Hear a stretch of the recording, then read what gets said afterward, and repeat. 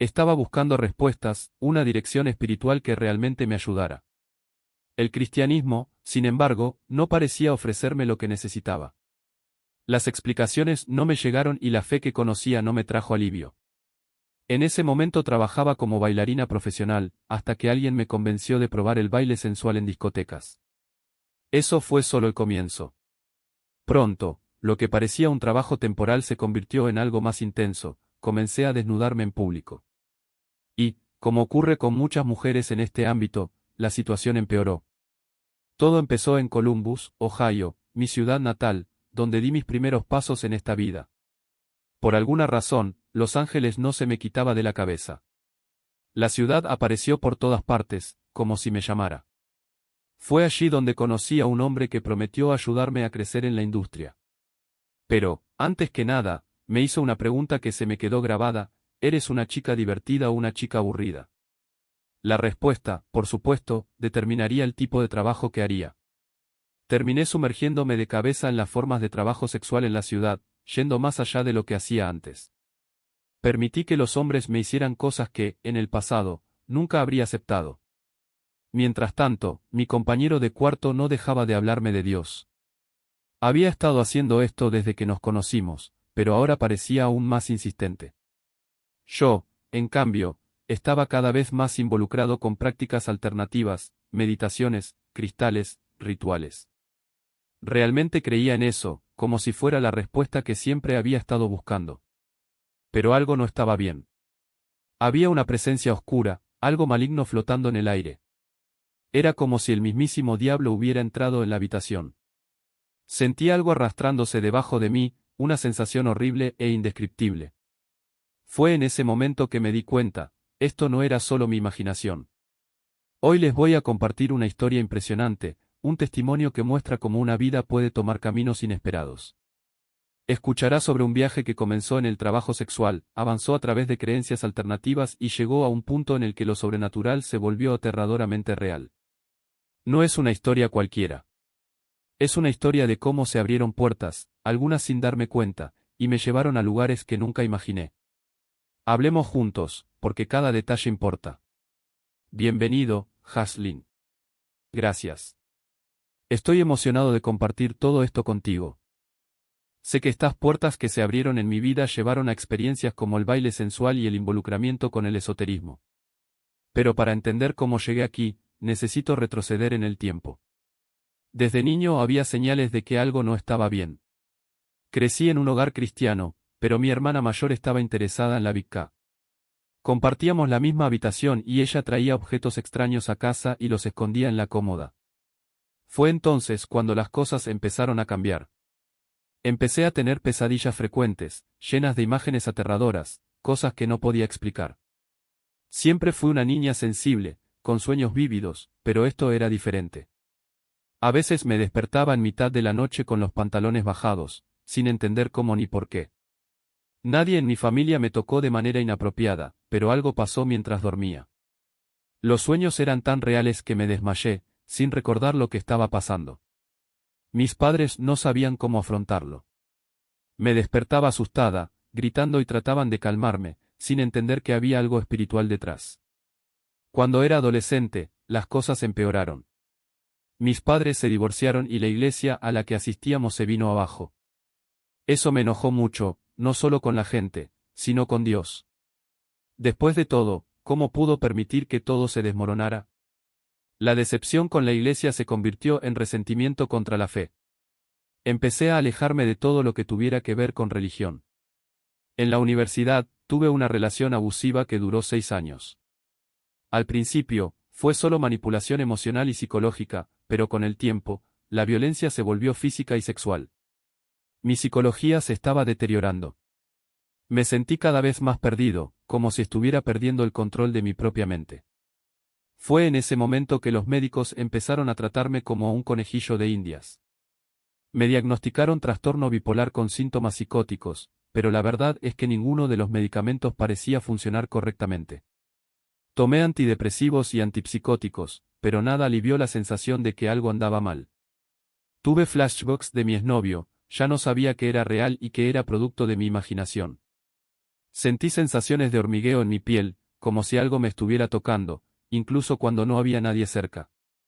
Luego entendí que era una combinación de trauma, abuso espiritual y las consecuencias de lo que viví. Con el tiempo, la situación no hizo más que empeorar. Los sueños continuaron y mi estilo de vida se volvió cada vez más caótico. El diagnóstico bipolar explicaba parte de lo que sentía, pero algo más profundo estaba sucediendo. Vivía una doble vida, de día era reina de un concurso de belleza, por la noche me desvestía en discotecas. Pocas personas conocían este lado mío. Ni siquiera mis amigos más cercanos sabían lo que hacía después del trabajo. Todo empezó con bailes sensuales en las fiestas, algo que parecía inofensivo. Pero, como ocurre con muchas mujeres, el dinero fácil del striptease me atrajo. Al fin y al cabo, bailar en lencería en una jaula o en un escenario ya era un paso hacia la desinhibición. El ambiente de vida nocturna, los hombres que te tocan, la presión de beber, todo crea un ciclo que es difícil de romper. Y, por supuesto, todo aquel que trabaja de noche tiene una adicción. Experiencias sobrenaturales que no podía explicar. Fue como si, de repente, me hubiera sumergido en un mundo que siempre había existido, pero del que nunca me había dado cuenta. Y lo aterrador fue que estas manifestaciones no eran solo de Dios, algo en mí sabía que había fuerzas mucho más oscuras acechando. Esa noche, cuando me desperté con el sonido de gabinetes golpeándose en la cocina, fue solo el comienzo. Me quedé quieto, con el corazón acelerado, tratando de racionalizar, debe ser el viento. Debe ser la casa vieja. Pero no había viento. No hubo explicación. El sonido era claro, como si alguien estuviera ahí, furioso, tirando cacerolas al suelo. Y luego, el frío. Un frío que no venía del ambiente, sino de mi interior, como si algo estuviera succionando el calor de mi cuerpo. No podía moverme, no podía gritar. Todo lo que podía sentir era el peso de una presencia que no pertenecía allí. Cuando finalmente logré abrir los ojos, vi al gato. No era un gato cualquiera, sus ojos brillaban en la oscuridad y su cuerpo parecía más grande de lo que debería haber sido. Estaba parado a los pies de la cama, mirándome, como si esperara algo. Y luego siseó. Un sonido gutural, casi humano, que me puso la piel de gallina. En ese momento lo supe, no era un animal. Era otra cosa, usar esa forma para asustarme. Y funcionó. Después de eso, las cosas solo empeoraron. Empezaba a escuchar voces susurrando mi nombre cuando estaba sola, o veía sombras moviéndose en los rincones de la habitación cuando apagaba la luz. A veces me despertaba con la sensación de que alguien estaba sentado al borde de mi cama, observando. Otras veces sentía manos invisibles empujándome hacia abajo, como si quisieran asfixiarme. Fue como si, cuando recibí esa visión de Dios en el auto, hubiera abierto una puerta que no sabía cómo cerrar. Y lo más irónico fue que, incluso con todo esto sucediendo, todavía no estaba lista para cambiar. Continuó saliendo por las noches, durmiendo con hombres que no significaban nada, bebiendo más de lo debido.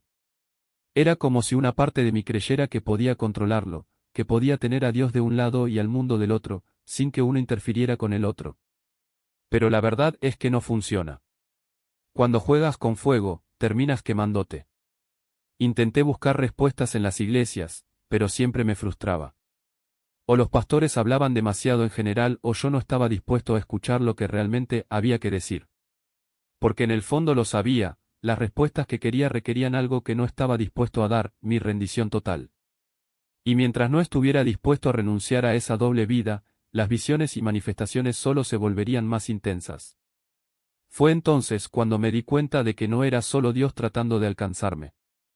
Había algo más, algo que se alimentaba de mi confusión, de mi miedo, de mi resistencia. Y cuanto más luchaba contra lo que estaba pasando, más fuerte se volvía. Hasta que un día, después de otra noche de terror, finalmente lo entendí, no era una batalla que pudiera ganar solo. De lo que imaginaba. Cada conversación en el estudio revelaba una nueva capa de cómo funcionaban realmente las cosas, y no se parecía en nada al glamour que veía en los vídeos musicales o en las entregas de premios. El productor, a pesar de todo, fue honesto conmigo. Quizás incluso demasiado. No suavizó las verdades, no intentó protegerme. Decía cosas como, si quieres durar aquí, tienes que aprender a decir no sin que se den cuenta de que dijiste que no. Porque si piensan que te niegas, te destruirán. O, nadie aquí es tu amigo. Incluso aquellos que te abrazan y te llaman familia, te abandonarán en el momento en que ya no les seas útil. Al principio pensé que exageraba. Lo cual era simplemente la forma cínica de alguien que ya había visto demasiado.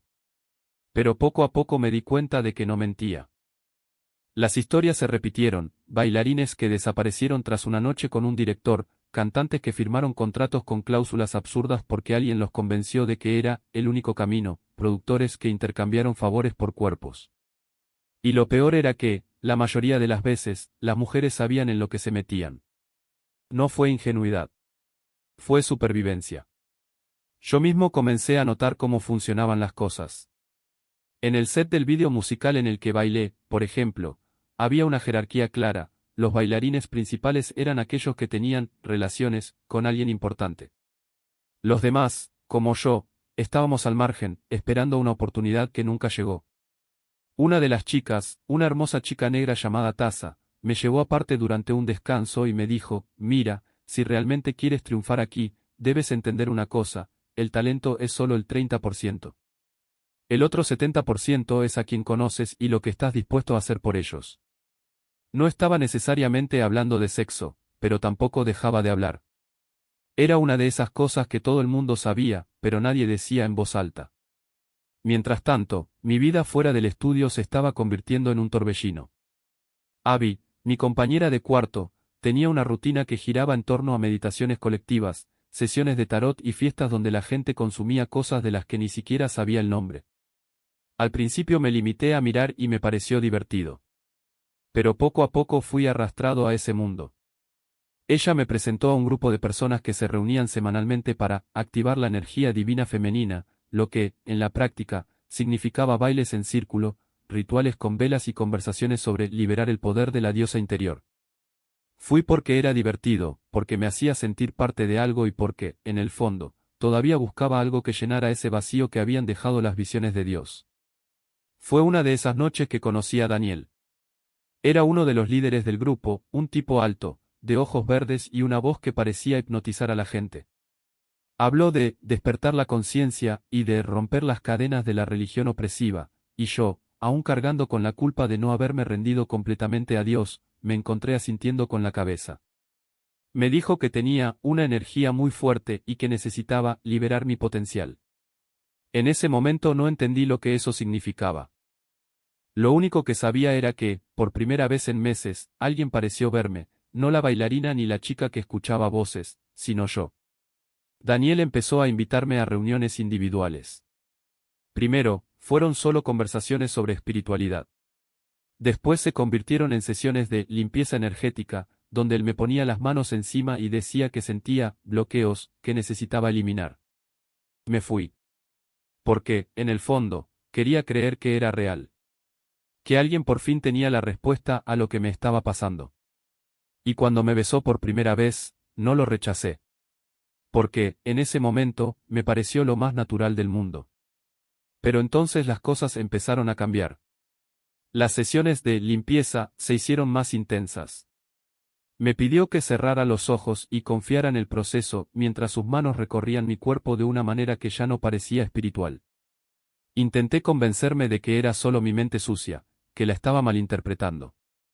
Entonces, una noche, me dijo que para liberar mi energía femenina necesitaba experimentar un placer libre de culpa. Y entonces fue cuando entendí, no se trataba de Dios. No se trataba de iluminación. Se trataba de Él. Me alejé. Pero no sin antes darme cuenta de que, una vez más, había cambiado una prisión por otra. Antes era culpa por no entregarme a Dios. Ahora, era la vergüenza de haber caído en algo que, en el fondo, sabía que no estaba bien. Y lo peor fue que, en Los Ángeles, esto no fue la excepción. Era la regla. Todos buscaban algo, fama, dinero, poder, iluminación, amor, y todos estaban dispuestos a pagar el precio que fuera necesario. Fue entonces cuando volvieron las visiones. Más fuerte que nunca. No esperaba eso. Y al final no vio mi talento de inmediato. Sabía que yo tenía buen oído, que podía notar cuando una nota estaba ligeramente desafinada o cuando un arreglo sonaba demasiado artificial. Por eso me dejó opinar sobre las grabaciones, como si mis sugerencias fueran una prueba. Hasta que una noche quiso escucharme tocar el piano. Y también cantar, porque al fin y al cabo esas eran dos cosas que me encantaban. Programamos un horario para tocar en el estudio, pero estaba nervioso, sabía que se trataba de una especie de audición. Después de todo, ya había trabajado con grandes nombres, gente como Lady Gaga, incluso antes de que ella estallara. Entonces me senté en el banco, respiré hondo y comencé a jugar. Poco a poco la música me envolvió y el nerviosismo se disolvió. No sé cuánto tiempo pasó, pero cuando me detuve, lo miré y vi su cara, quedé impresionado. «¡Wow! Estuviste ocultándome esto todo este tiempo». «Fue increíble», dijo. «No le digo eso a cualquiera». Le di las gracias, pero algo en su reacción me puso alerta. Empezó a hablar como esos políticos que se andan por las ramas, diciendo mucho sin decir nada concreto.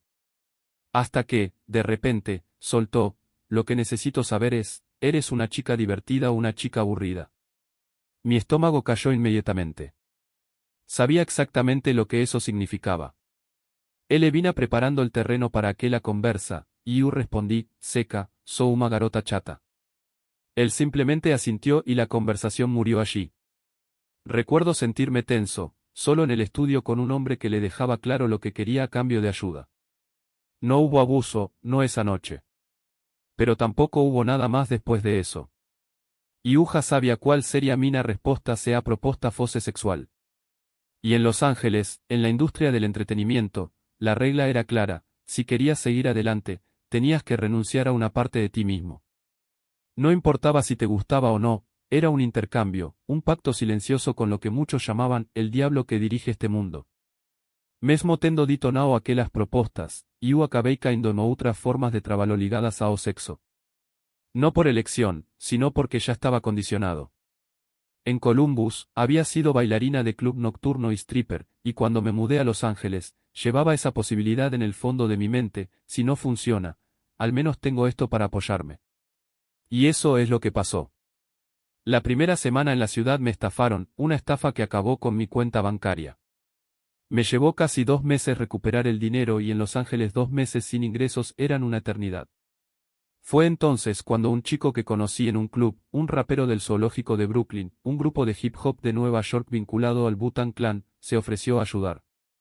Tenía dinero, conexiones y, en la primera conversación, me propuso trabajar como stripper. Me negué, pero cuando necesité ayuda, me presentó a una mujer involucrada en negocios ilegales. Así me metí en el mundo de la venta de marihuana en Los Ángeles. Técnicamente, la marihuana era legal en la ciudad, pero la mayoría de los vendedores no tenían licencias para distribuirla. Trabajé en Irms, siempre en direcciones diferentes, para no llamar la atención. Llegó, limpió los cogollos, les quitó los tallos, empacó todo en bolsas enormes y le pagaron por horas. La mujer también me entregó documentos falsificados, recetas médicas, notas del hospital, y tuve que completar números sin entender realmente lo que estaba haciendo. Ella no me explicó nada, temiendo que yo supiera demasiado. No permanecí en eso por mucho tiempo. Un día, ella simplemente desapareció y nunca más volví a saber de ella. Aún desesperado por conseguir dinero, conseguí un trabajo legítimo, hacía campañas de campaña, acercándome a la gente en la calle para vender productos o pedir donaciones. Fue agotador y con mi título, merecía algo mejor. Pero Los Ángeles era demasiado competitiva, no solo en la industria del entretenimiento, sino en todo. Entonces decidí que necesitaba un ingreso extra. Todavía me resistía a la idea de volver a bailar, así que comencé a buscar otras opciones. Fue entonces cuando vi un anuncio en Craigslist: anfitriona de karaoke, gana hasta $1000 por noche. Nunca había oído hablar de los clubes de karaoke, pero el anuncio decía que estaba en Koreatown, que podía elegir los días y que el trabajo implicaba entretener a los clientes. Parecía demasiado vago, pero me puse en contacto. Acordamos encontrarnos en una tienda de té boba en Koreatown. Cuando llegué ya había otra chica allí. ¿También viniste a la entrevista de anfitriona?, yo pregunté. Ella asintió y me di cuenta de que no era el único. Se acercaron 2 hombres. Uno de ellos, por lo que deduje, era japonés, el otro, coreano. Bajaron, le estrecharon la mano y nos sentamos en una mesa afuera en el patio de la tienda de té. Comenzaron a explicarnos cómo funcionaba el trabajo, que debíamos cantar, cómo comportarnos. En un momento, no pude contener la risa. Ah, entonces es una estafa de acompañantes, espeté. Reaccionaron instantáneamente, agitando las manos en señal de negación. No, no, no, no eres escolta, dijo uno de ellos. El otro reforzó, no puedes acostarte con los clientes. Va contra las reglas. Si haces eso, te despediré en el acto. No quiero que hagas eso. Tengo hijas, no me gustaría que pasaran por eso. No puedes. La otra chica y yo nos miramos. Eso sonó extraño, casi cómico. Pero en mi cabeza ya sabía cómo funcionaban estas cosas. Había trabajado antes, conocía la dinámica, hombres que dicen una cosa, pero dejan huecos para lo que podría ganar más dinero, aunque, técnicamente, no debería ser así. Entonces pensé, como sea. En realidad, estaba un poco orgulloso. Ya había estado en situaciones como esta antes, sabía cómo protegerme. Sabía cómo ganar dinero. Al principio sospeché porque no era exactamente lo que imaginaba, no sería solo bailar, cantar y entretenerse. Pero terminé aceptándolo. Me agregaron a un grupo de chat en una aplicación separada donde el contacto principal era mi jefe. Tenía un conductor designado o, a veces, conducía él mismo. Pasaban a recoger a las mujeres y nos llevaban a diferentes clubes de karaoke en Koreatown. Una vez que los dejaron en la puerta, entramos y básicamente hicimos una prueba frente a los clientes. Los hombres eligieron con quién de nosotros querían estar en la habitación, normalmente durante un mínimo de 1 o 2 horas. Dependiendo del horario de apertura del club, era posible ampliar el tiempo, añadiendo más horas si querían continuar. El punto de encuentro fue un garaje en Koreatown, un lugar que parecía servir como estacionamiento para algunas tiendas. Conducía, aparcaba el coche y esperaba que llegara la furgoneta. Dentro ya había otras mujeres, todas apretujadas. La furgoneta recorrió la zona, deteniéndose en un club de karaoke tras otro, había varios allí. El jefe cayó primero y nosotros lo seguimos. En la entrada nos dijeron los números de las habitaciones que aún necesitaban chicas. Así que solo tuvimos que esperar nuestro turno. La regla era clara, no podíamos entrar todos a la vez, porque los hombres estaban abrumados y tenían dificultades para elegir. Uno a la vez. Hicimos cola fuera de las habitaciones, esperando nuestro turno para entrar. Cuando llegó el momento, simplemente abriste la puerta y te presentaste. En el interior estaban sentados en sofás, con una mesa en el centro donde el club servía refrigerios, no comidas completas, pero sí refrigerios, fruta y ese tipo de cosas. También tomaron bebidas, por supuesto.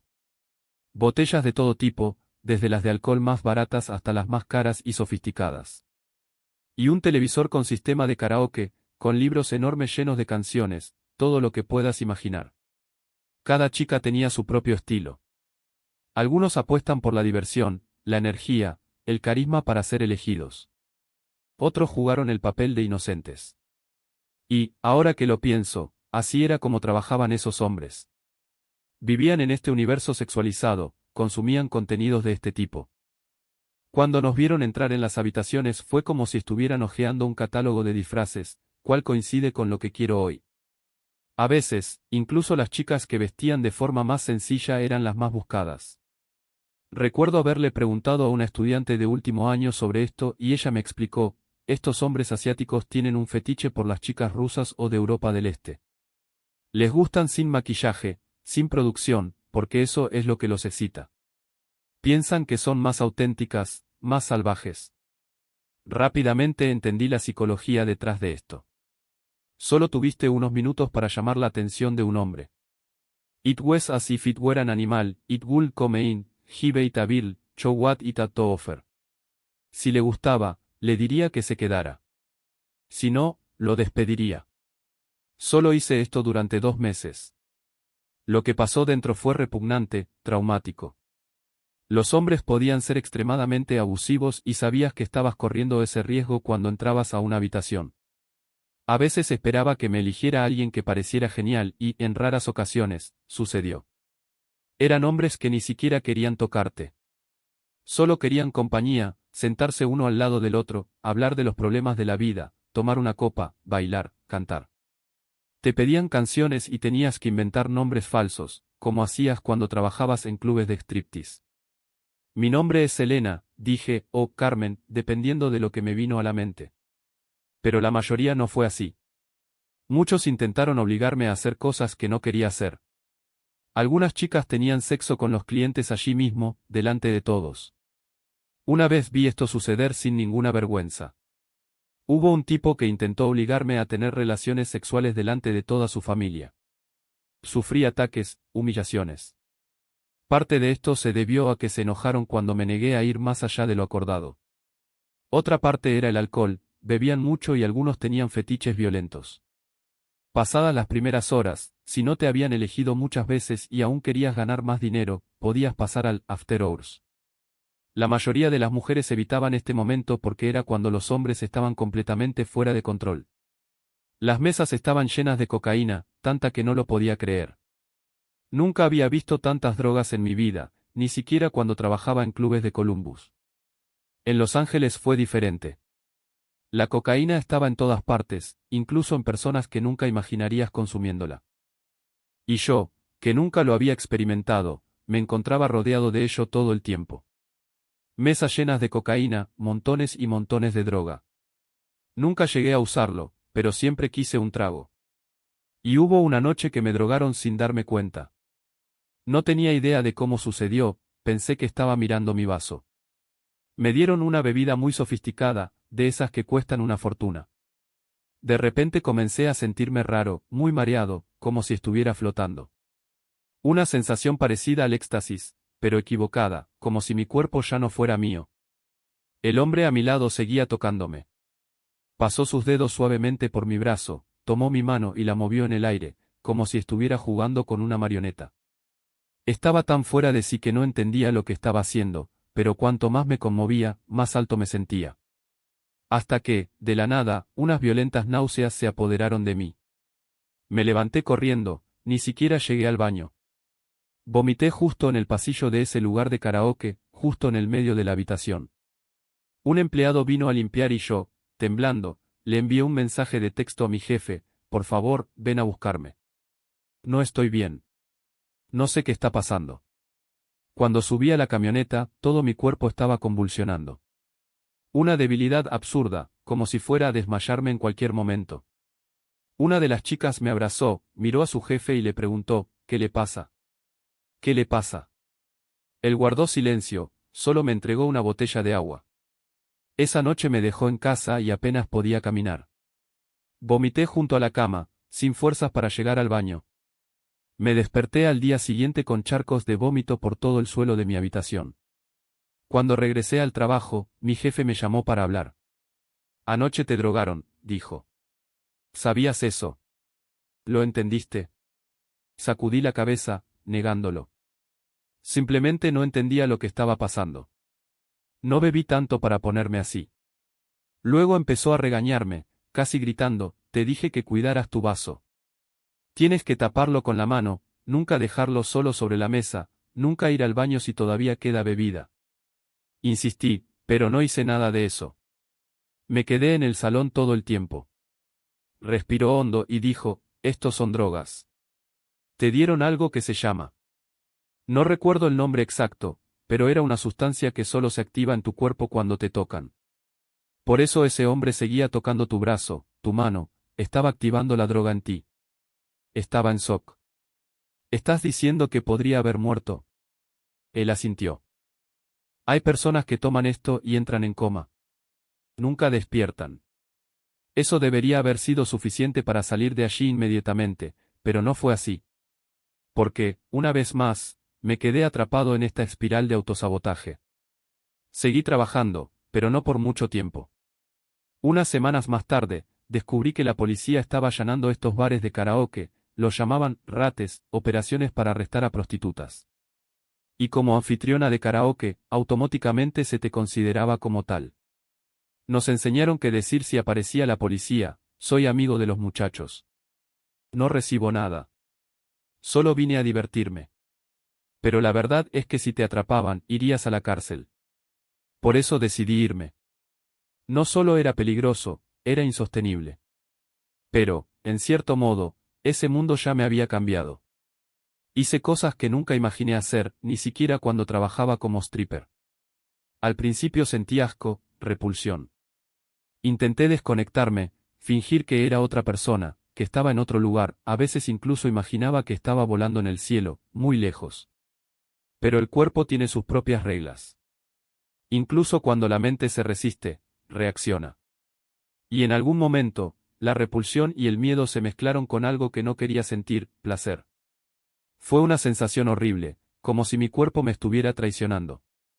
Sientes asco, miedo, vergüenza, pero al mismo tiempo tu cuerpo responde y no puedes evitarlo. Es un desastre que a cualquiera le da náuseas, literalmente. Para afrontar esto, la única salida es disociarse. Es como si te dividieras en dos, una parte que lo siente todo y otra que finge que no pasa nada. Y es por eso que muchas personas que sufren abuso sexual o trabajan en la industria del sexo terminan desarrollando trastornos mentales, bipolaridad, personalidades fracturadas, ataques de ansiedad. No es solo cosa del diablo, como dicen algunos. Es el cerebro intentando sobrevivir a algo que no puede procesar. Después de esa experiencia, volví a los clubes de striptease. Pensé que sería más seguro que trabajar como azafata, pero me equivoqué. En Los Ángeles todo fue más intenso. La competencia era feroz y la presión para ir más allá del simple baile era constante. Si solo hicieras lo básico, no ganarías dinero. Y, en esa época, empezaron a cobrar impuestos por las propinas de los bailarines. Era absurdo, ya trabajabas por miseria y aún así tenías que pagarle al gobierno. Fue durante este periodo que comencé a alejarme aún más de mi parte espiritual. Recuerdo una noche en la discoteca, lista para bailar, cuando de repente me invadió una sensación extraña. Corrí al camerino, sin pensarlo, cogí un papel y me puse a escribir. No era yo quien controlaba la mano, era como si algo o alguien estuviera dictando las palabras. Eran frases oscuras, sobre el fin del mundo, sobre cosas que ni siquiera podía entender bien. Cuando me detuve, me temblaban las manos. ¿Qué fue eso? Pensé. ¿Por qué no pude parar? En ese momento yo nunca había renunciado a Jesús. Nunca dije que no creía. Pero estaba tan dividida entre Dios y el mundo, tan atrapada en estos vínculos con hombres que conocía en clubes, con quienes me había acostado, con quienes había creado una conexión poco saludable, que los demonios comenzaron a usar incluso los dones que Dios me había dado cuando era más joven. Fue un desastre total. A veces, en medio de esa locura, Dios todavía intentaba alcanzarme. Recuerdo una noche en el Street Club, cuando un hombre se me acercó y empezara a regalarme amuletos y cristales, cada uno con una promesa diferente. El collar de crisocola, por ejemplo, dijo, me protegería de las energías negativas de los clientes, como si fuera un escudo espiritual. También había piedras de cuarzo rosa, que, según ella, atraerían el amor verdadero y sanarían mis heridas emocionales. Al principio pensé que todo era un poco exagerado, pero después de tantas noches de despertarme presa del pánico, con la sensación de que algo maligno me observaba, comencé a cargar los cristales en mi bolso. Si no ayudaban, al menos no harían daño, pensé. La microdosificación de hongos fue un paso más en esta búsqueda de respuestas. Abby me explicó que, en pequeñas cantidades, no provocaban alucinaciones, sino claridad mental, una conexión más profunda con el universo. Me mostró estudios sobre cómo la psilocibina ayudaba a tratar la depresión y el trauma, y cómo reconfiguraba los patrones de pensamiento. Y, de hecho, durante los primeros días sentí una extraña ligereza, como si se hubiera disipado una niebla. Pero también comencé a notar cosas que antes no había notado. Sonidos que parecían susurros, sombras que se movían en los rincones de la habitación, una presión constante en el pecho, como si algo intentara entrar. Fue por esta época que Abby me presentó el Reiki. Dijo que era una técnica de sanación energética que equilibraba los chakras y liberaba bloqueos emocionales. Al principio, las sesiones fueron relajantes, manos cálidas revoloteaban sobre mi cuerpo y una sensación de calidez se extendía. Pero con el tiempo comencé a sentir algo más intenso. Durante una sesión, sentí como si algo me estuvieran arrancando, como si unas manos invisibles me arrancaran algo del pecho. Abby dijo que era normal, que se estaba liberando energía estancada. Pero me despertaba en mitad de la noche con la sensación de que algo estaba sentado en el borde de mi cama, respirando cerca de mi oído. Poco a poco me fui alejando de lo que quedaba de mi fe. La iglesia no me dio respuestas concretas, los pastores hablaban con metáforas que no aplicaban a mi realidad y me sentí solo entre tanta gente. El mundo espiritual que Abby me presentó parecía más tangible, más inmediato. Si sentía una mala presencia, simplemente encendía un poco de incienso de salvia o me pasaba un cristal por la piel. Si tenía pesadillas, había aceites esenciales y meditaciones guiadas para limpiar mi aura. En cierto modo, era reconfortante tener herramientas para afrontar lo que antes parecía incontrolable. Pero había algo que ninguna de estas prácticas podía explicar, la sensación de que cuanto más profundizaba en este universo, más se retorcía algo dentro de mí. Como si, en lugar de sanar, estuviera abriendo puertas que no deberían abrirse. Abby dijo que era simplemente mi ego el que se resistía a la transformación, que necesitaba confiar en el proceso. Y quería creerle. Después de todo, ella era la única persona que parecía entender por lo que estaba pasando. Pero en el fondo, una voz insistente susurró que iba en la dirección equivocada. Y, por primera vez en mucho tiempo, ya no sabía en quién confiar, en Dios, en los espíritus o en mí mismo. Para resistir. Pero la curiosidad fue más fuerte. Abby me dijo que estaba lista, que mi cuerpo y mi mente ya habían sido preparados para experiencias más profundas. Y en cierto modo tenía razón, yo no era la misma persona que había llegado a Los Ángeles.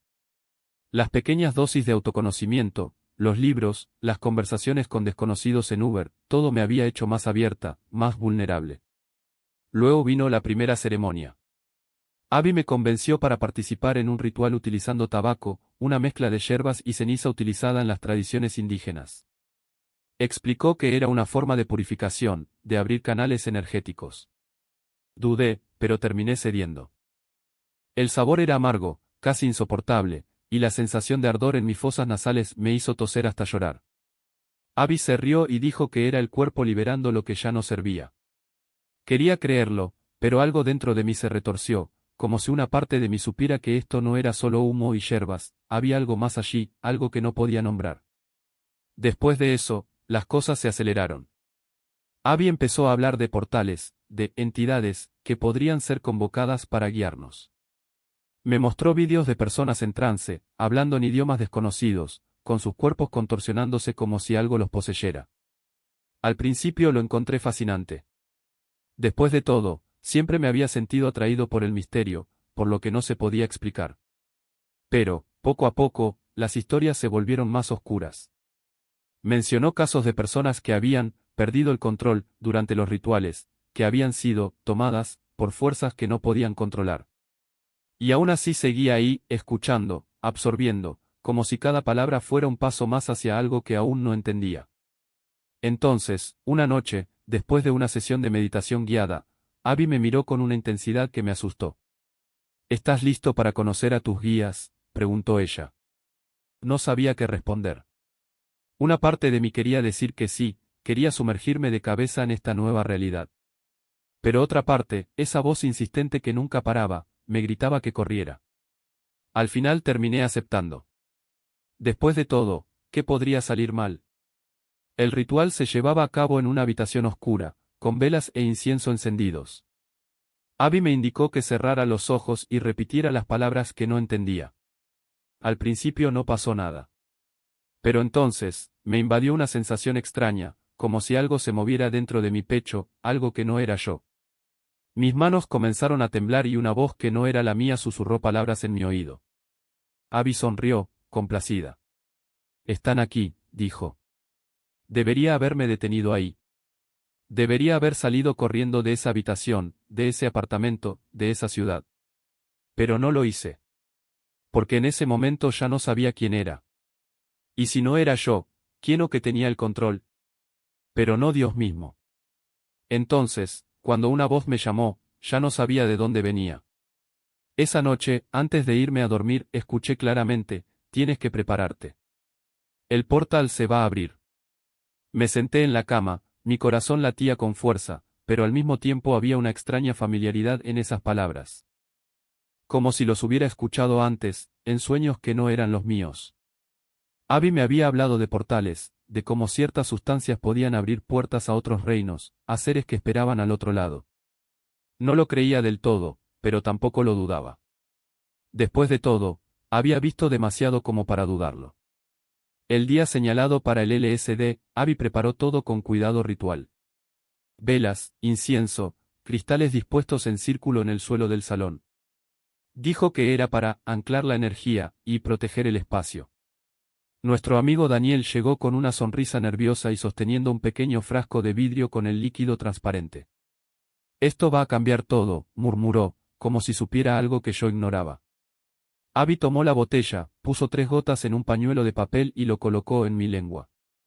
Traga rápido, le indicó, antes de que el sabor te haga rendirte. El sabor era amargo, metálico, como si hubiera lamido una moneda oxidada. Cerré los ojos y esperé. Al principio no pasó nada. Entonces, de repente, las paredes empezaron a respirar. No era una metáfora, vi el yeso del techo expandirse y contraerse, como si todo el apartamento fuera un organismo vivo. Abby y Daniel se rieron, pero su sonido estaba distorsionado, como si estuvieran hablando bajo el agua. Mira, dijo Abby, señalando la ventana. Afuera, la luna era más grande de lo que jamás había visto y tenía un color azul eléctrico. Ella nos está mirando, susurró. Fue entonces cuando empezaron las voces. No eran las voces de las personas en la sala. Había muchos, superpuestos, hablando en idiomas que no reconocía, pero que, de alguna manera, entendía. Ya casi ha llegado, dijo uno de ellos. Solo un paso más. Otro rió, un sonido agudo y quebradizo, como el de un cristal roto. Ella no sabe lo que viene. Intenté levantarme, pero mis piernas no respondían. Sentí mi cuerpo como si estuviera hecho de plomo, demasiado pesado para moverlo, demasiado liviano para ser real. Abby se acercó y tomó mi mano. Relájate, dijo, ellos solo quieren hablar. Fue entonces cuando lo vi. En el reflejo de la ventana, detrás de Abby, algo se movió. No era un reflejo, era otra versión de ella, pero con ojos completamente negros, sin pupilas, sin blanco. Su boca se dibujó en una sonrisa que no pertenecía a ningún rostro humano, y cuando habló, su voz nunca abandonó sus labios. Salió de mi cabeza. Siempre supiste que eras especial, dijo. Desde que eras un niño. Desde que empezaron a visitarte en tus sueños. Y de repente lo recordé. Recordé noches en las que me despertaba con la sensación de que había alguien en mi habitación, de voces susurrando mi nombre cuando estaba sola, de manos invisibles tocándome cuando oraba. Recordé cómo, a los 7 años, había dibujado una figura en mi cuaderno, un ser alto, con ojos vacíos y brazos muy largos, y mi madre había roto el papel, diciendo que era una cosa de mi imaginación. Pero no fue así. Nunca lo había sido. Abby apretó mi mano con más fuerza. Te están esperando, dijo. Solo necesitas dejarlos entrar. Fue en ese momento que algo dentro de mí se rompió. No fue miedo. Fue un reconocimiento. Como si una parte de mí siempre hubiera sabido que esto iba a suceder, que había estado preparado para ello desde el principio. Y entonces, sin que pudiera controlarlo, mi boca se abrió y salió una voz que no era la mía, acepto, comencé a repetirlo, tratando de conectarme con el mundo real. Pero el suelo debajo de mí parecía arenas movedizas, y cada respiración solo me hundía más profundamente. Fue entonces cuando me di cuenta de que no estaba solo allí. Algo me estaba mirando. No era una presencia física, no había sombra, ni forma, ni sonido. Era una conciencia, como si un par de ojos invisibles se hubieran fijado en mí con una curiosidad fría y calculadora. No fue hostil, al menos no al principio. Era como si alguien hubiera abierto una puerta que ni siquiera sabía que existía y ahora estuviera parado al otro lado, esperando a ver qué hacía. Se me erizó la piel. No por miedo, sino por una extraña familiaridad, como si esa presencia hubiera estado ahí antes, en sueños que no recordaba cuando desperté. Y entonces, sin previo aviso, empezaron las voces. No eran voces como las que escuchamos todos los días, claras, distintas. Había susurros superpuestos, como si decenas de personas hablaran al mismo tiempo, pero en idiomas que no conocía. Algunas sonaban suaves, casi seductoras, como una invitación a algo que no podía nombrar. Otros eran ásperos, afilados, como uñas arañando una pizarra. Y en medio de todo esto, uno de ellos destacó. ¿Sabes quiénes somos? No fue una pregunta. Fue una declaración, dicha con una certeza que me atravesó como una espada. No lo sabía. Pero al mismo tiempo lo sabía. Era como si una parte de mí siempre hubiera estado esperando ese momento, como si cada paso que había dado hasta ese momento, cada duda, cada búsqueda, cada experimento con sustancias hubiera sido una preparación para esto. Intenté levantarme, pero mis piernas no respondieron.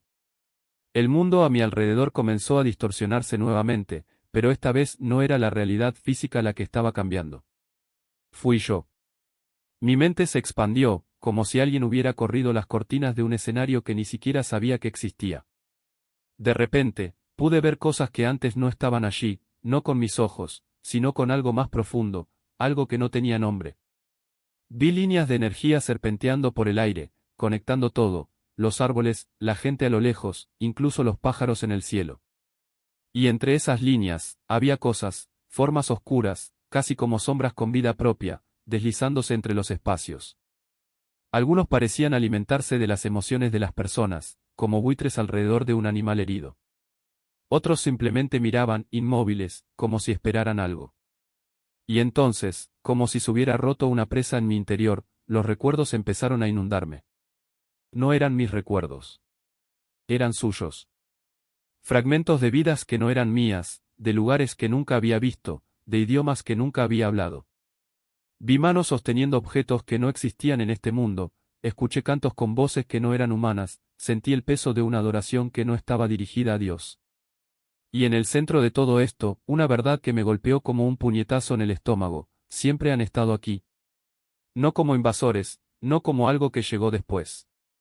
Pero como parte del tejido de la realidad, tan antiguo como el tiempo mismo. Y yo siempre había sido uno de ellos, sin siquiera saberlo. La voz volvió, ahora más clara, como si estuviera hablando directamente a mi cráneo.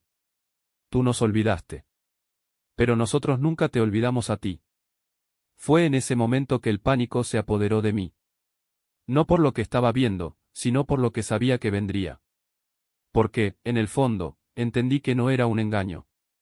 No era el LSD el que hablaba. Era la verdad, cruda e inevitable, rasgando el velo que yo mismo había ayudado a debilitar. Y entonces, como si respondiera a una llamada que no había hecho, mi boca se abrió de nuevo. Esta vez, no fue una voz lo que salió. Fue un sonido.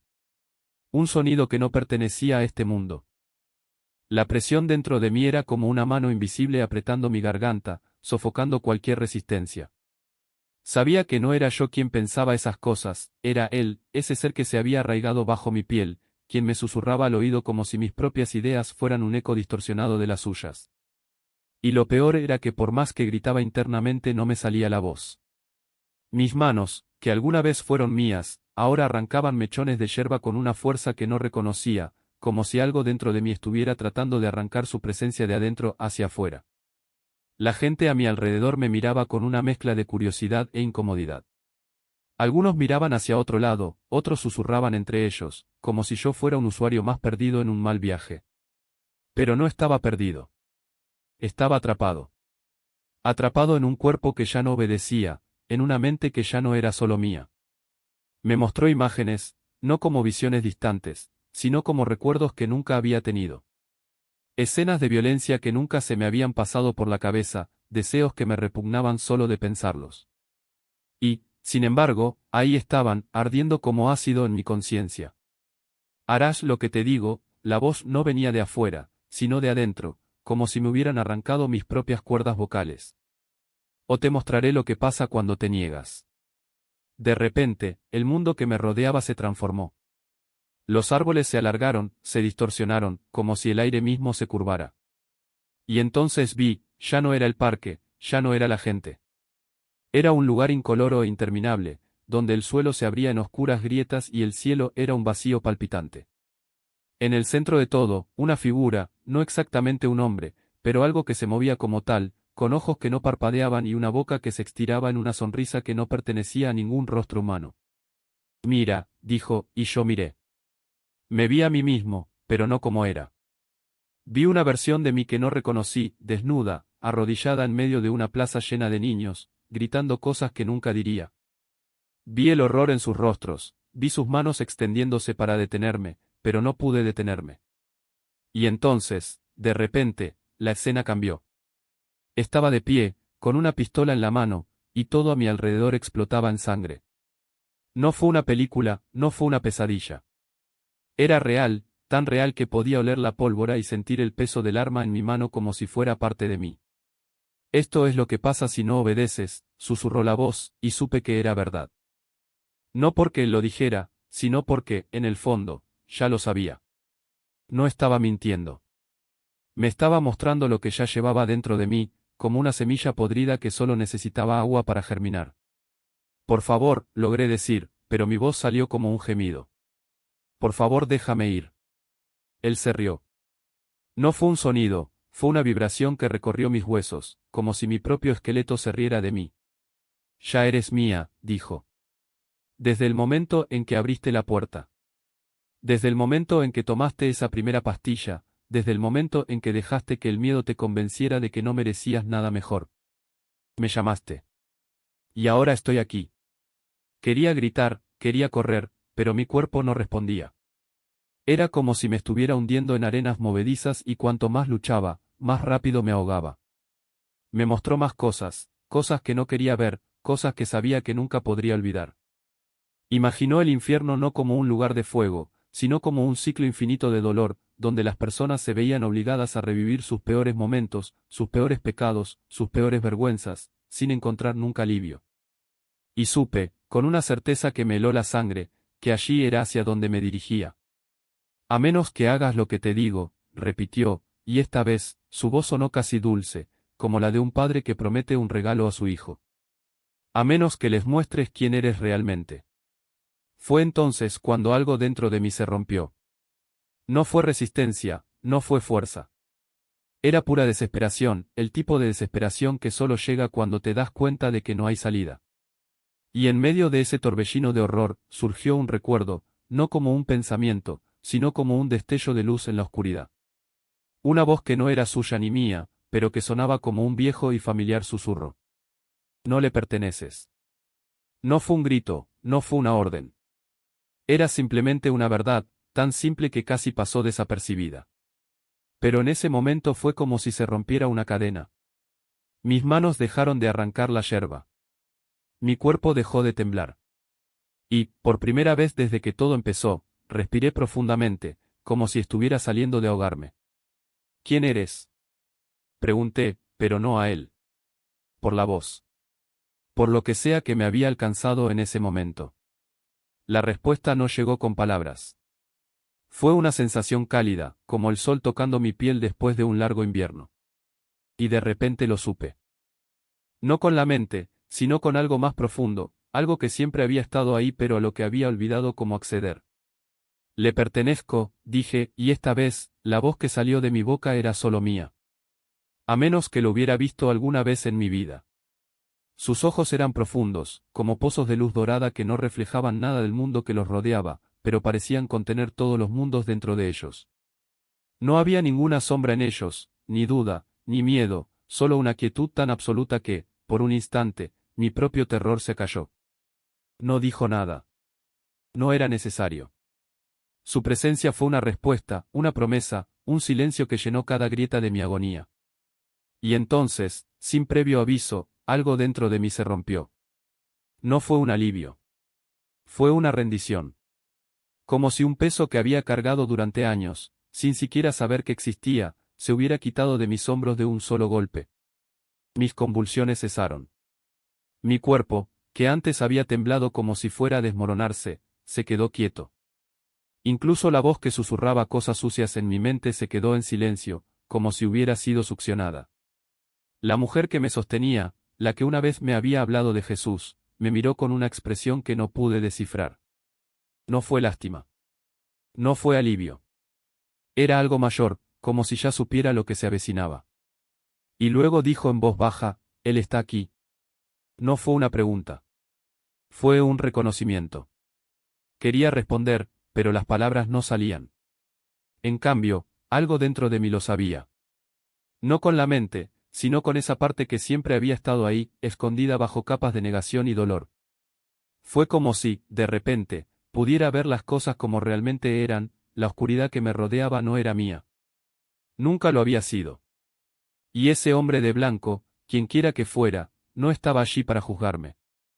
Estaba ahí para recordarme algo que había olvidado. Abby y nuestra amiga todavía estaban de pie en un rincón de la habitación, mirándome con los ojos muy abiertos.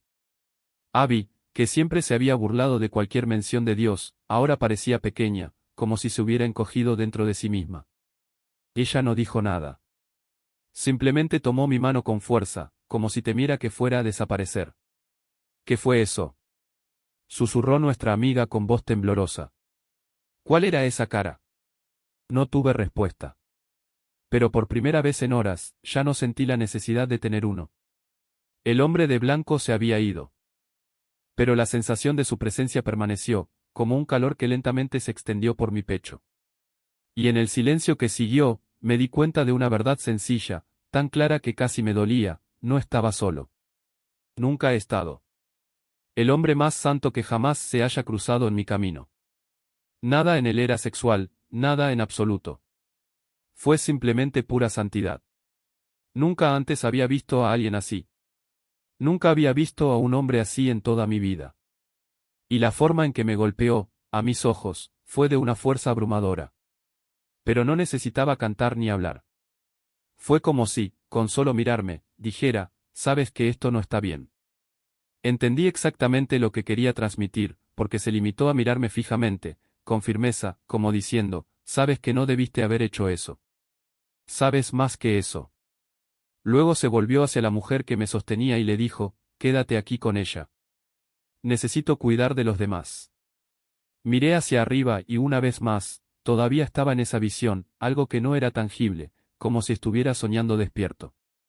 Pero eso había interrumpido toda la energía caótica de la sobredosis. Cuando miré a mi alrededor, había cientos de personas. Como yo, tirada en el suelo o acurrucada en posición fetal, todo bajo los efectos de las drogas, todo con sobredosis. Y ese hombre, esa figura angelical, fue uno por uno, como si estuviera ministrando a cada uno de ellos. Me quedé asombrado. De repente, mi compañero de cuarto empezó a decirme algo, pero yo no le prestaba atención. Fue entonces que, sin previo aviso, comencé a predicar, como si las palabras salieran de mí sin control. Jesús es el camino, dije, porque Él es el único puente hacia Dios. Dios es tan grande que necesitamos a alguien entre nosotros y ese alguien es Jesús. Las palabras brotaron sin que yo pensara, sin que yo lo planeara. Mi colega se volvió hacia mí, sorprendido. ¿Qué?, preguntó ella. Todavía estaba temblando, convulsionando en el sofá, pero seguía hablando de Jesús. Ella simplemente respondió: está bien. No recuerdo qué más dije, pero me di cuenta de que ella realmente estaba escuchando. No es que se hubiera convertido en ese momento, pero algo en ella reconoció que era sobrenatural, algo que no podía negar. Nunca antes había hablado así de Jesús. Era incontrolable. Una respuesta directa a la presencia de Dios, como si el cuerpo no pudiera hacer otra cosa que adorarlo cuando Él se manifiesta. Como dijo Juan Bautista, hasta las piedras gritarían.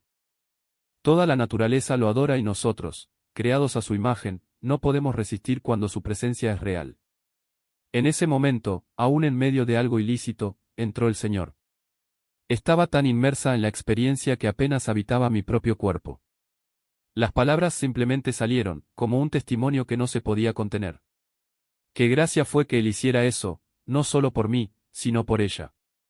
Quería revelarse a mi colega a través de mí. Incluso en mi pecado, incluso en mi rebelión, Él me usó. Él habló por mí. Nada de esto hubiera sucedido si no fuera por el Señor. Pero a pesar de todo, todavía estaba bajo los efectos de la droga. Pasaron las horas y mi colega empezó a preocuparse. ¿Lo que está sucediendo?, preguntó ella. Ya has pasado el tiempo normal. Es como si hubieras desaparecido. Toda la noche se prolongó. No dormí. Era un tormento absoluto, hora tras hora, todavía inmerso en ese viaje ácido. La voz de aquel santo había silenciado parte del caos, pero algo aún permanecía allí, más silencioso, pero presente. Seguí viendo cosas, inmóvil, incapaz de reaccionar. Cuando llegó la mañana, nuestro amigo estaba visiblemente conmocionado. Ella nos habló, pero algo en ella la perturbaba profundamente. El amigo de mi colega, el que había entrado en trance antes, dijo algo que se me quedó grabado: he trabajado mucho con mi trauma sexual, me he enfrentado a mis demonios, he pasado por rituales, ceremonias. Pero todavía hay algo aquí. ¿Por qué todavía me siento así? ¿Por qué Johnson vio eso? ¿Por qué sentí esa presencia? Estaba confundida, angustiada. Salió a caminar a la playa, necesitaba aire. Mientras tanto, regresé a casa, todavía bajo los efectos de la droga. Mi cuerpo siguió temblando, como si todavía estuviera en ese estado de sobredosis. Cuando llegamos, me di una ducha y poco a poco comencé a volver a la realidad. Gracias a Dios, pensé. Por fin estoy saliendo de esto. Ya habían pasado más de 24 horas desde el inicio del viaje. Pero mientras el agua corría por mi cara, escuché una voz clara: quédate bajo el agua. Aguanta la respiración. Quédate ahí. Era la misma voz siniestra, jugando con la idea de ahogarse. Una invitación a sumergirme, a dejarme llevar. Estaba perturbado. Estaba saliendo del viaje, pero algo todavía me hablaba. En los días siguientes, incluso después de que su efecto desapareció por completo, esa presencia permaneció. A veces, cuando estaba en un Uber, escuchaba la voz decir, con una naturalidad aterradora: abre la puerta y salta a la calle. Fue tan convincente que mi cuerpo se inclinó hacia la puerta, como si una parte de mí quisiera obedecer. Tuve que luchar contra ello, una y otra vez, durante semanas. Al final decidí mudarme y alquilé mi propio apartamento. Incluso después de ese encuentro con el Señor, incluso después de que Jesús se reveló como mi Salvador, todavía no estaba lista para entregarme a Él. Después de una experiencia tan intensa, uno esperaría que cambiara, pero no lo hice. Algún tiempo después, comencé a trabajar en una tienda de bicicletas en Venice Beach. El dueño era un hombre interesante. Y, por esas habilidades psíquicas que tenía, escuché una voz que me decía precisamente: vas a conocer a un hombre. En 3 meses, algo así. Cambiará tu vida. Yo creí. Y esperé. Nivel de ocultismo. En ese sueño sentí como si él me estuviera iniciando en algo, como si me estuviera dando un conocimiento prohibido. Y cuando desperté, la sensación de terror no desaparecía. Era como si una parte de ello se hubiera quedado dentro de mí, aunque no recordaba los detalles. Durante el día, seguía con mi rutina en la tienda, vendiendo bicicletas, alquilando bicicletas eléctricas a turistas y, entre bastidores, lidiando con dinero sucio. El dueño me dijo que era solo una cosita, que todo lo hacían, que no era gran cosa. Y yo creí. Después de todo, él era el dueño, sabía cosas. Además, el dinero extra fue bueno y me sentí inteligente al poder jugar con el sistema sin que me pillaran. Pero poco a poco se fue normalizando. Lo que antes eran 20 aquí, 20 allá, se convirtieron en cantidades mayores y ya no lo cuestioné. Me dijo que era para invertir en el futuro, que algún día podría tener mi propia tienda, y me tragué esa idea como si fuera un plan real. Mientras tanto, mis prácticas espirituales solo aumentaron. Pasé horas meditando, intentando acceder a ese estado de trance donde las visiones llegaban con mayor claridad. A veces sentía una presencia a mi alrededor, como si algo o alguien me estuviera mirando. Otras veces escuchaba voces susurrando cosas que no entendía pero que me parecían importantes. Una vez, durante la meditación, vi una figura oscura parada en un rincón de la habitación. Ella no se movió, solo me miró y yo no sentí miedo, de hecho, sentí una especie de reconocimiento, como si ya la conociera. Cuando abrí los ojos, ella ya no estaba, pero la sensación de que algo me había visitado permanecía. Mi amigo, el que me explicó el ritual del tercer ojo, empezó a presentarme a otras personas involucradas en lo oculto.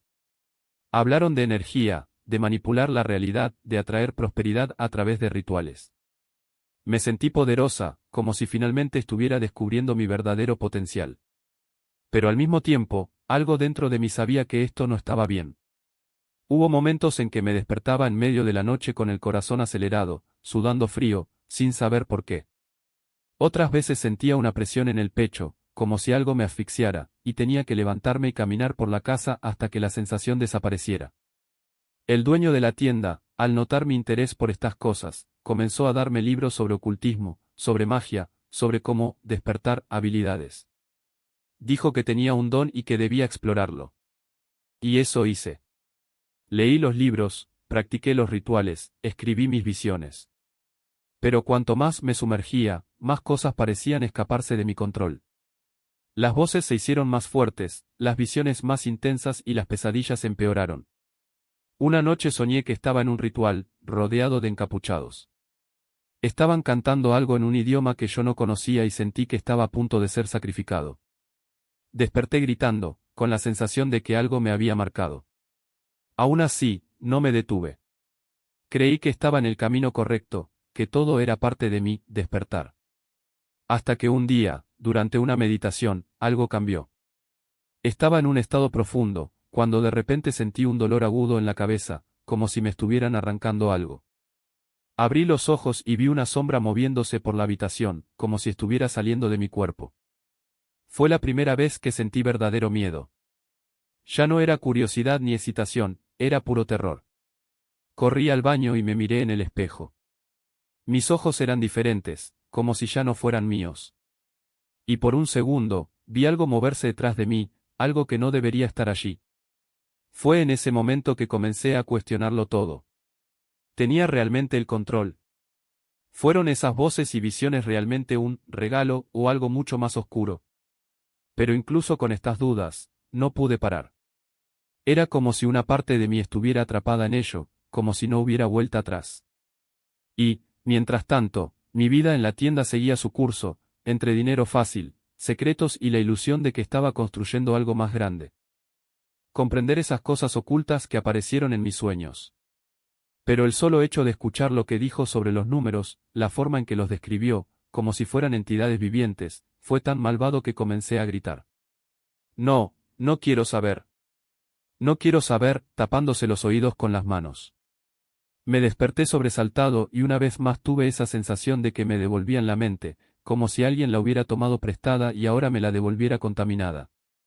Eran conocimientos que no quería tener, cosas tan oscuras que con solo escucharlas me daban ganas de lastimarme, de arrancarme los pensamientos de la cabeza.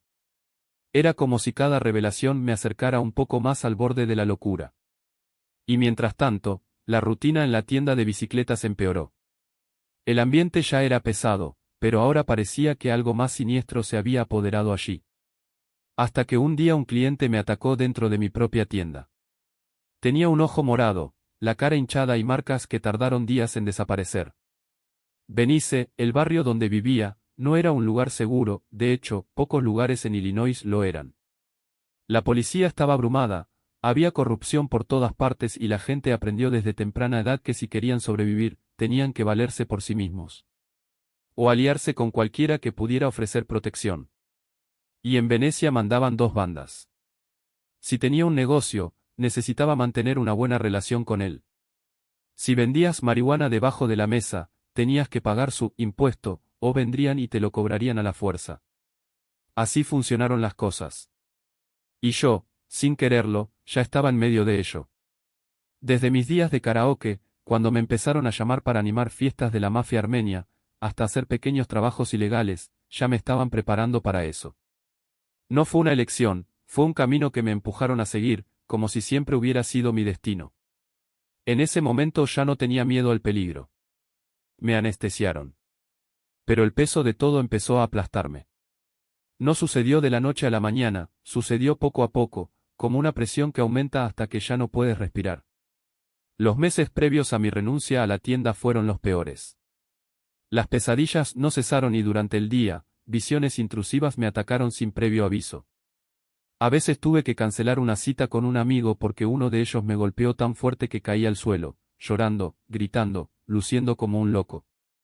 Nadie entendió lo que estaba pasando. Yo mismo no lo entendí. Fue entonces cuando me acordé de Rita. Era una mujer que había conocido años antes cuando asistía a una iglesia poco después de mudarme a Los Ángeles.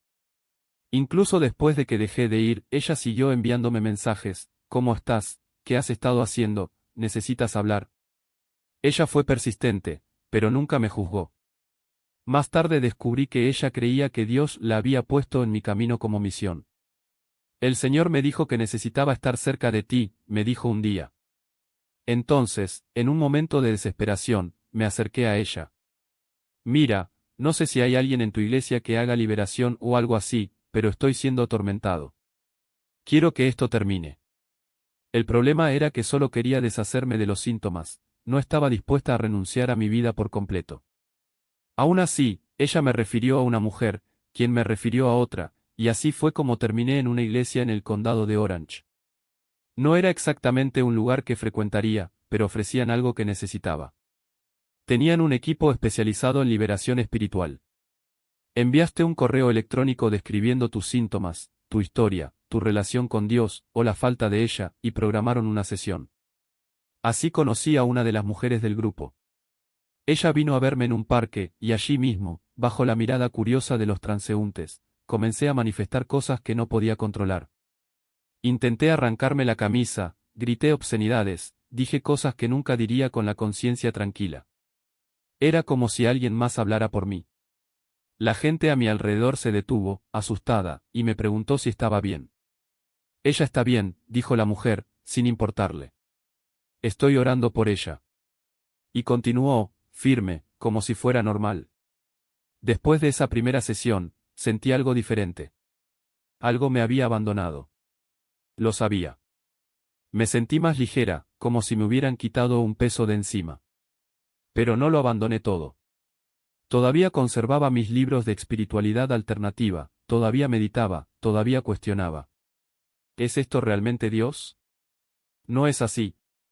Y había algo más que me molestaba profundamente, la idea de que la homosexualidad fuera pecado.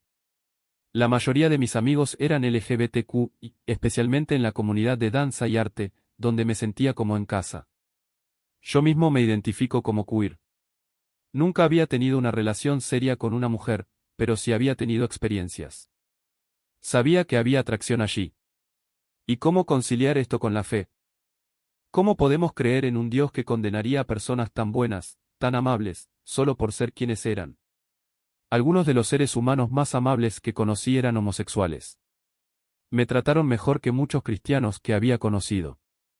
Entonces, cuando la gente en la iglesia me preguntaba sobre mis creencias, no podía mentir.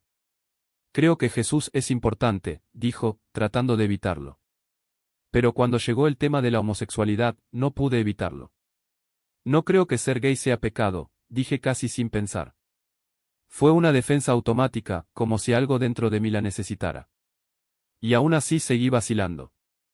Todavía me involucraba con ese tipo, todavía coqueteaba con prácticas que sabía que no eran correctas.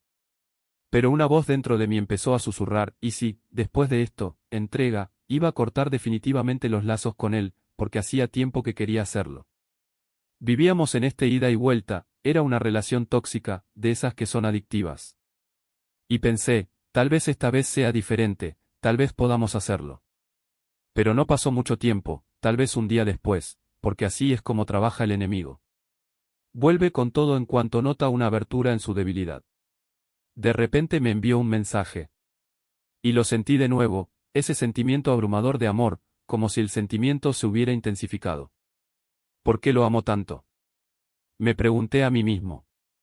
Era un deseo genuino de verlo, no en el contexto de la iglesia, todavía evitaba asistir, sino solo nosotros dos. Y eso me gustó. Una vez más, había pasado por un proceso de liberación. Me sentí libre, aliviada de los síntomas que me retenían. Pero entonces lo vi. Terminé durmiendo con él. Cuando salió de mi apartamento, me senté en la cama y lloré y lloré. En el fondo lo sabía, esta sería la última vez. Y así fue.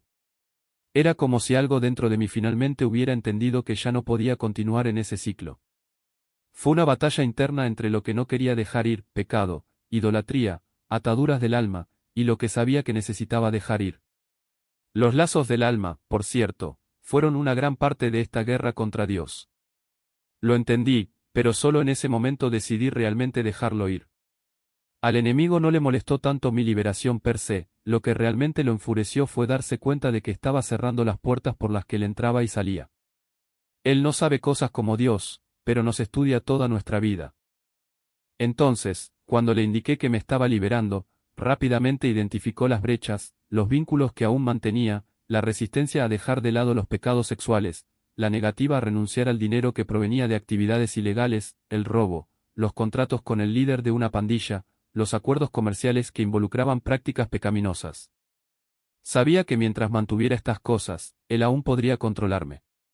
Podría seguir influyéndome, enviándome mensajes que me alejaran de Dios, atrapándome en ciclos de trauma, abuso, fracaso y decepción.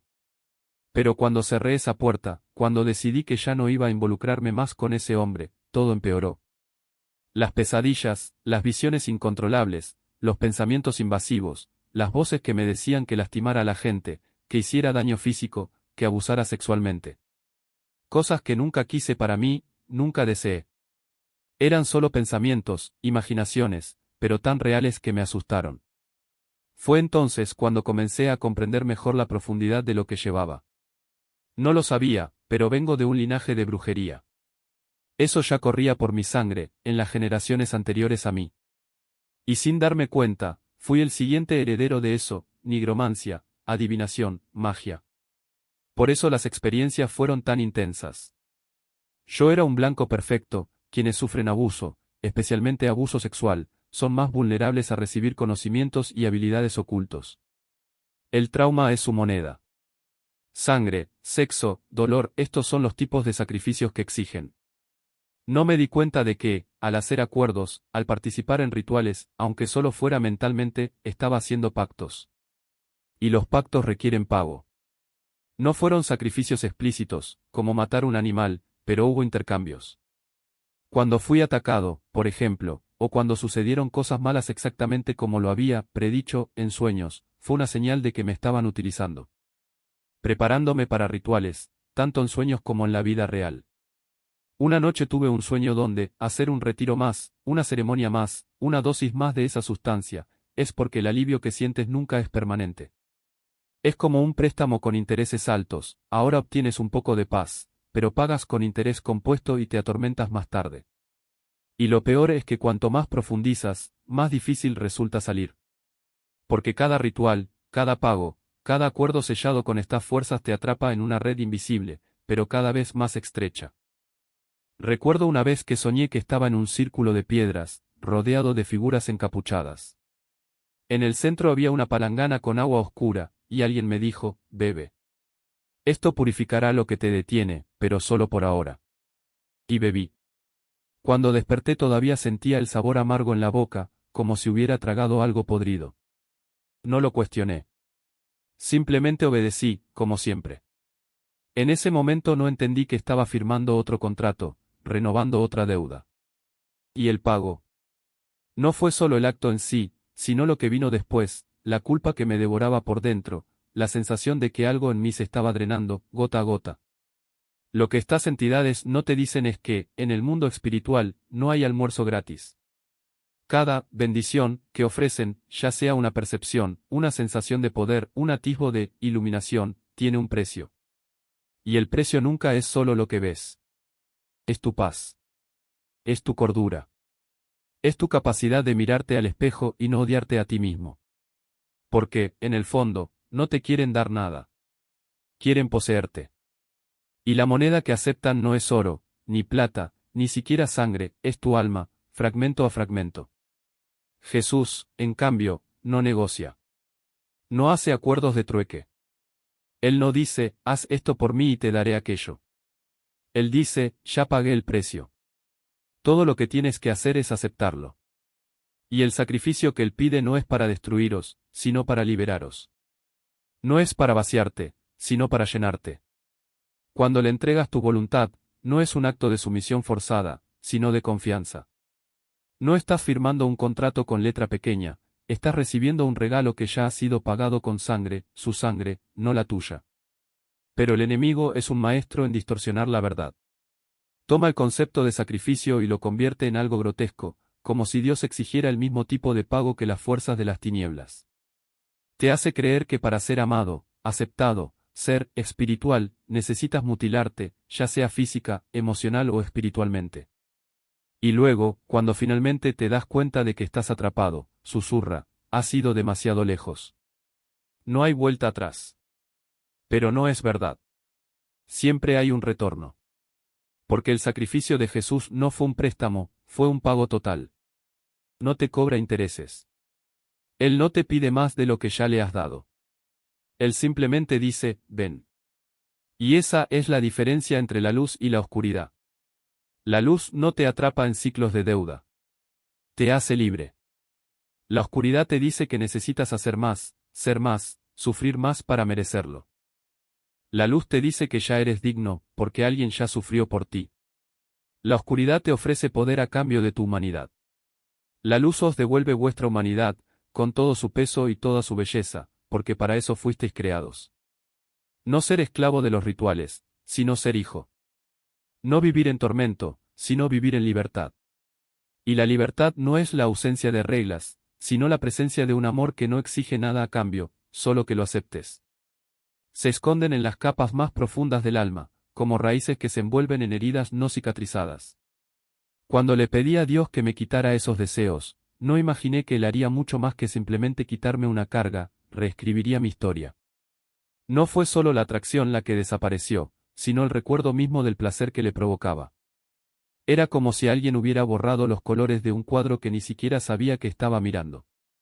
Los pensamientos que alguna vez me atormentaron, los que llegaron sin previo aviso y me hicieron sentir avergonzado, simplemente perdieron su poder. No tuve que luchar contra ellos, ellos son los que dejaron de existir. Y con ellos, algo más grande desapareció, la voz que susurraba que nunca sería libre, que el pecado era parte de lo que yo era. Pero no todo se resolvió de golpe. Algunos espíritus no se van con un solo acto de fe. Se aferran al miedo, a la culpa, a los recuerdos de dolor que aún no han sido perdonados. El espíritu de muerte, por ejemplo, no me abandonó ese día. Se escondió en las sombras, esperando el momento adecuado para regresar, como un ladrón que conoce los puntos débiles de la casa. Sentí su presencia en las noches en que la desesperación parecía más real que la esperanza, en los momentos en que la idea de rendirse parecía un alivio. No necesitaba convencerme de que pusiera fin a todo, solo necesitaba creer que el dolor nunca terminaría. Y también estaba el espíritu de lujuria, que no llegó solo. Llegó con una vieja mentira, que estaba sucia, que mi cuerpo no me pertenecía, que los abusos que sufrí cuando era niña me habían marcado para siempre. En ese momento no entendí que esos pensamientos pervertidos que me asaltaban, incluso antes de saber qué era el sexo, no eran míos. Eran semillas plantadas por algo que se aprovechó de mi inocencia. Mi madre se asustó cuando se lo conté, porque, ¿cómo podía un niño tener esos pensamientos? ¿Cómo podría soñar con cosas que ni siquiera entendía? La respuesta fue simple, no fui yo.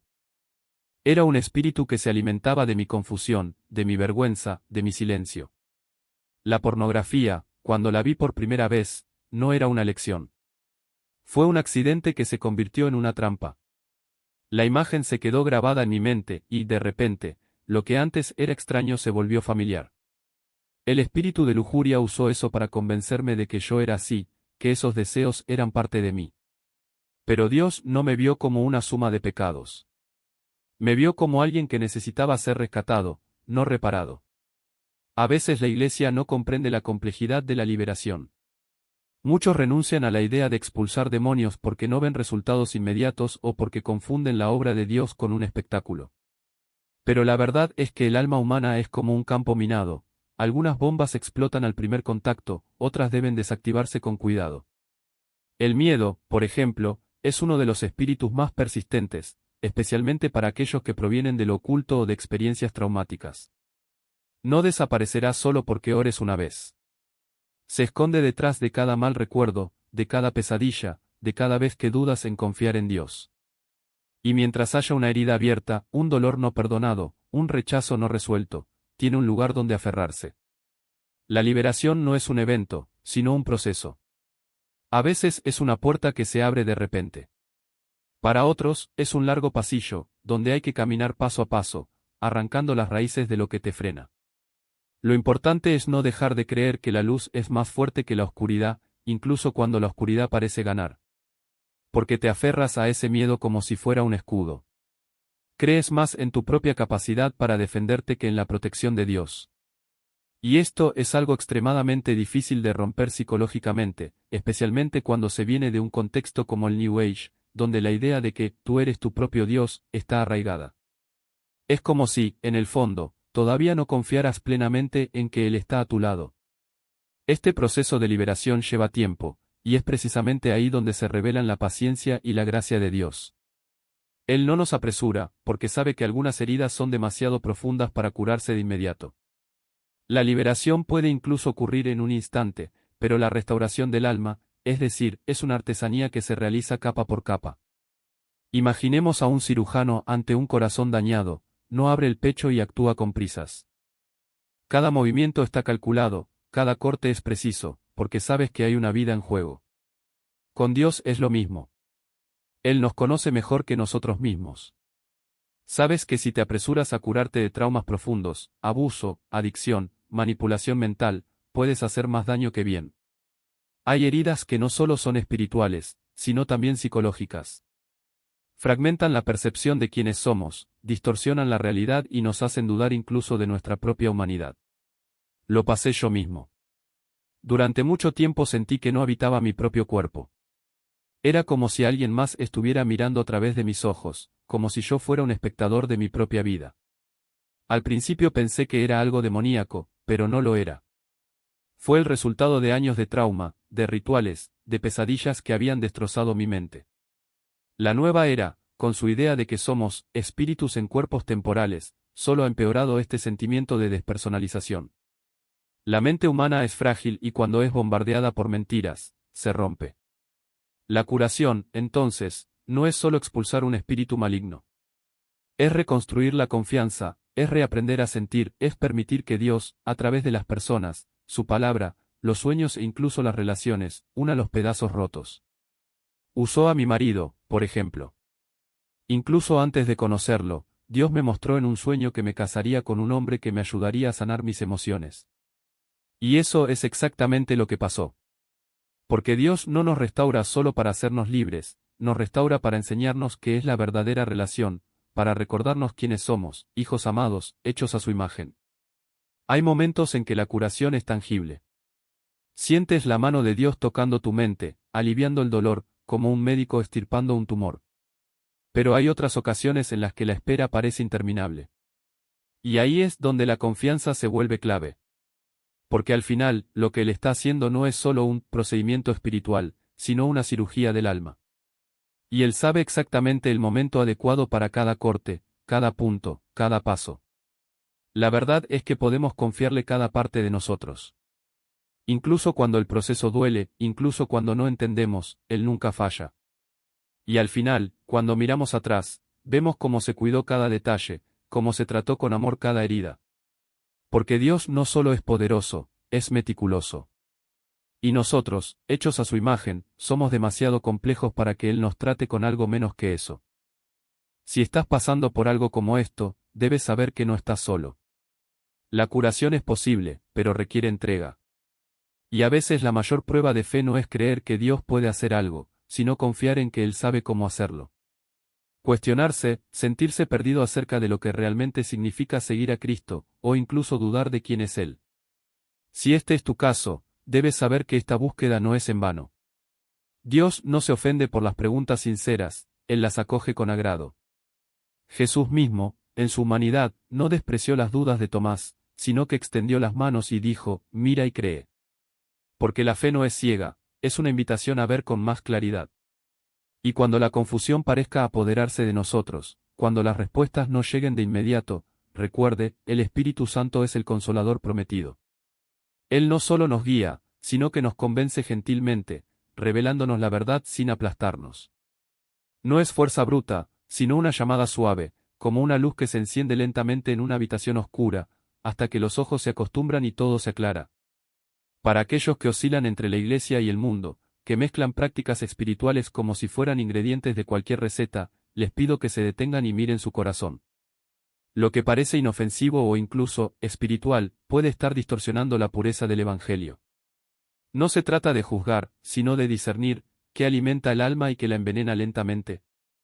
El Espíritu Santo no nos condena, nos advierte, como un padre que sostiene a su hijo del brazo antes de que entre en un agujero. Y si estás escuchando esto sin entender realmente por qué, sin saber si lo crees o no, debes saber que Dios ya está actuando. Quizás llegaste aquí por casualidad, o quizás Él permitió que estas palabras se cruzaran en tu camino. No ignores este momento. La atracción que sientes, incluso si es solo curiosidad, podría ser el primer hilo de una red que él está tejiendo para acercarte más. No te resistas. Deja que él se revele no como un concepto lejano, sino como una persona real, que conoce tu nombre, tus luchas y tus deseos más profundos. Porque al final no se trata de religión, rituales o doctrinas complejas. Es una relación. De un Dios que no solo quiere ser admirado de lejos, sino conocido de cerca, como amigo, como padre, como el único que puede llenar el vacío que ninguna filosofía, ninguna experiencia o ningún éxito humano ha podido jamás llenar. Y cuando Él se vuelve real para ti, todo cambia. No porque hayas encontrado respuestas a todas las preguntas, sino porque has encontrado a aquel que es la respuesta.